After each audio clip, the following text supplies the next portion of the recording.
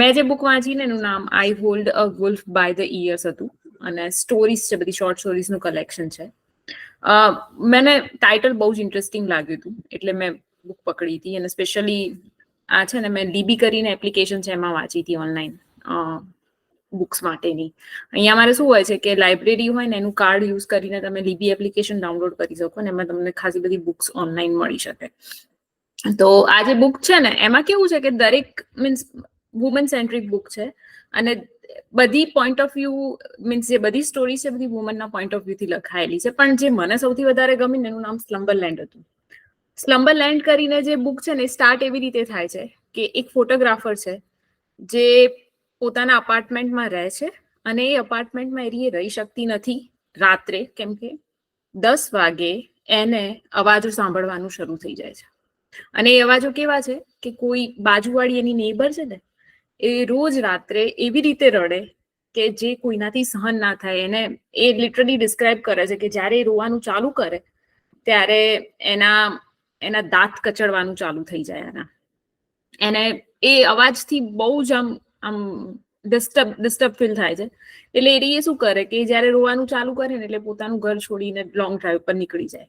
હવે છે એ professionally photographer, પણ રિસેન્ટમાં એની જોડે કંઈક એવું થયું છે એટલે એણે ફોટોગ્રાફીનું થોડું જે પ્રોફેશન તરીકે યુઝ કરતી હતી એ હવે એને પોતાના પર્સનલ યુઝ માટે ફોટોગ્રાફ લેવાનું ચાલુ કરી દીધું છે ને એવું બધું છે.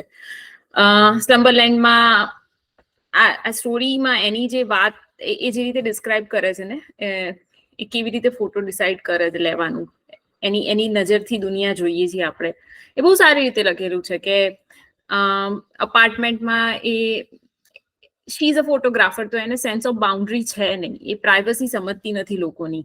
એટલે અપાર્ટમેન્ટમાં એક છોકરાને એની મમ્મી માથામાં કંઈક વાગ્યું હોય છે ને તો એકદમ નાજુક હાથે ઓઇન્ટમેન્ટ લગાવતી હોય છે. તો એ ઓઇન્ટમેન્ટ જે લગાવે છે ને એ બહુ કેરફુલી એમાં જે સ્ટોરીમાં છે ને ડિસ્ક્રાઇબ કરેલું છે, જે બહુ આમ ટચિંગ લાગે આપણને. પણ એને ખબર છે કે this is not a good thing. Like એ ગમે ત્યાંથી ગાર્ડનમાંથી ફોટો પાડી દે કોઈ વ્યક્તિનો, just for the sake of a good photography. એટલે હવે આ સિચ્યુએશન એના અપાર્ટમેન્ટમાં રોજ રાતે થાય છે એટલે એ બહાર નીકળી જાય છે ફોટો પાડવા લોંગ ડ્રાઈવ પર એમને. અને ત્યાં રસ્તામાં એક સ્લમ્બરલેન્ડ કરીને મોટેલ જેવું છે. એ સ્લમ્બરલેન્ડ એકદમ આમ ઓલી જૂની ક્લાસિક મોટેલ્સ હોય ને કે જેનું સ્લમ્બરલેન્ડનું સાઇન કર્સિવ રાઇટિંગમાં લખેલું હોય નિયોન લાઇટ્સથી, એવી રીતે સ્લમ્બરલેન્ડને ડિસ્ક્રાઇબ કરે છે. અને એવી રીતે કહે છે કે દરેક અમુક મહિનાઓના ઇન્ટરવલ પર ત્યાં સ્લમ્બરલેન્ડ મોટેલ ઉપર કોઈ ત્રીજા માળ ઉપર કોઈ લેડી ચડે અને થ્રેટન કરે કે હું નીચે પડી જઈશ. અને મોટેલનું મેનેજર આવે બહાર એકદમ ડિસઇન્ટરેસ્ટ લુક સાથે, એને કોઈ જ પડી નથી અને ખાલી એક જ કહે છે કે ચાલ તારે પડવું હોય તો પડ, બટ તને કશું થશે નહીં ખાલી તું આનાથી કઈ જતી નહીં રહું, તને ખાલી વાગશે વધારે એમ. અને પછી એ પાછો એમને એમ જતો રહે એટલું કહીને. અને ઓલી પછી જે છોકરી હોય ને એ નીચે ઉતરી જાય. દરેક વખતે આવું થાય. ડિસઇન્ટરેસ્ટેડ લુક સાથે મેનેજર બહાર આવે, મેનેજરને કોઈએ કીધું હોય કે ભાઈ આ પડવાનો ટ્રાય કરી રહી છે નીચે સુસાઇડ કરવાનું, દરેક વખતે ઓલી નીચે ઉતરી જાય. હવે એવું થયું કે આ સ્લમ્બરલેન્ડમાં જેટલી વાર આરીએ આવી રીતે જોવે ને કોઈ સ્ત્રીને, ત્યારે એને એવું થાય કે હંમેશા કોઈ મારી પાછળ ઊભું છે. એને હંમેશા એવું થાય કે એની પાછળ કોઈ છે. જયારે તમારી પાછળ કોઈ ઊભું હોય ને એટલે તમને તમારી મીન્સ જે નેક હોય ને એના જે રૂવાટી હોય ને એ ઊભી થઈ જતી હોય, તમને એવું સેન્સ તો ખબર પડતી જ હોય કે તમારી પાછળ કોઈ છે. પણ જયારે બી એ પાછળ ફરે ત્યારે કોઈ હોય નહીં. એટલે આ વસ્તુ એવી રીતે એમ ડિસ્ક્રાઇબ થઈ છે તો આપણને એમ લાગે કે આમાં શું હશે, કોઈ સિરિયલ કિલર હશે કે કોઈ ખરાબ વ્યક્તિ હશે કે એમ.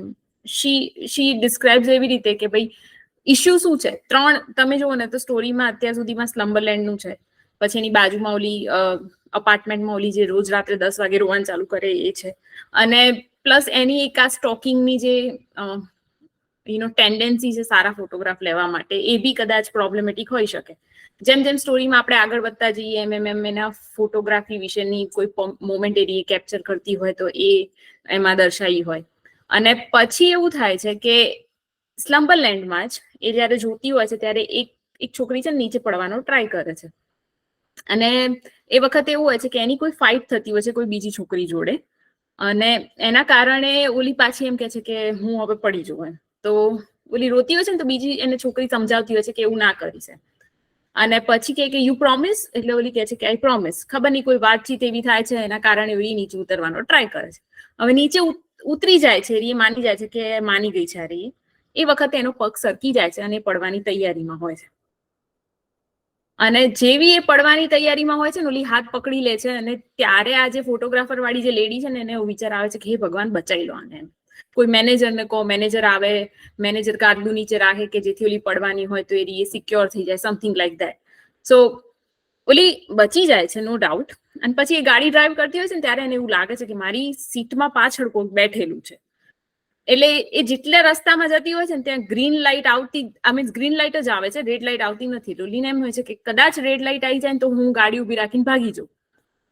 અગેન કોઈ હોતું નથી ગાડીમાં. એ અપાર્ટમેન્ટમાં પાછી આવતી રહે છે બીકોઝ ઓફ ધીસ ઇન્સિડન્ટ્સ. એ રાત્રે ફરવાનું બંધ કરી દે છે. હવે એને એમ થાય છે કે ઇટ શુડ બી સ્ટોપ. અમુક વસ્તુઓ એવી પ્રાઇવેટ હોય છે કે જેમાં તમારે ફોટોગ્રાફ ના પાડવા જોઈએ. એ ઓલો મોટેલમાં ઓલો સીન થયો ને, ઓલી છોકરી બચી ગઈ પછી એને એવો અહેસાસ થયો હોય છે. એટલે એ ઘરે પાછી આવે છે. ઓલી બાજુવાળી રોતી જ હોય છે જોર જોરથી. પછી આને એમ થાય છે કે લાઈને દરવાજો ખખડાવું એનો. એટલે દરવાજો ખખડાવે છે એનો કે ભાઈ શું થયું તને, તું કેમ રોવે છે? એટલે ઓલી એક જ વાક્ય બોલે છે કે શું સારું થઈ રહ્યું છે તો હું ના રોવું એમ. અને પછી બંને જણા ચા પીતા પીતા વાત ડિસ્કસ કરતા હોય છે ને ઓલીને ખબર પડે છે કે આરી છે ને ઓલી જે કોલ સેન્ટરમાં અમુક જોબ હોય ને એવી જોબ કરે છે.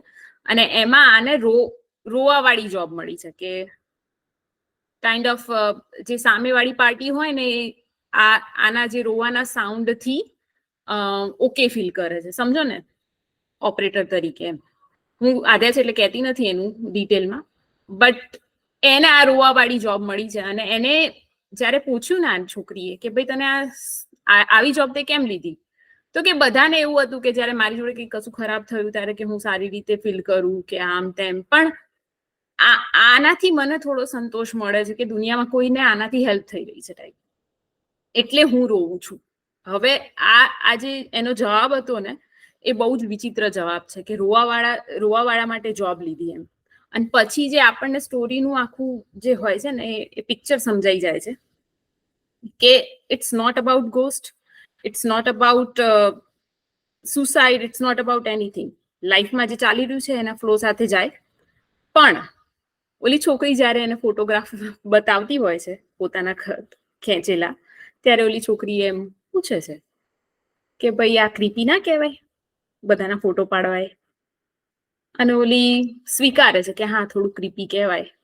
અને પછી એક લાઈન બોલે છે અને એક ફોટોગ્રાફ જોવે છે જેમાં એમને કંઈક અજીબ દેખાય છે. એ સ્ટોરીનું સસ્પેન્સ નહીં ખોલું કે એક ફોટોગ્રાફમાં શું હતું. That's it.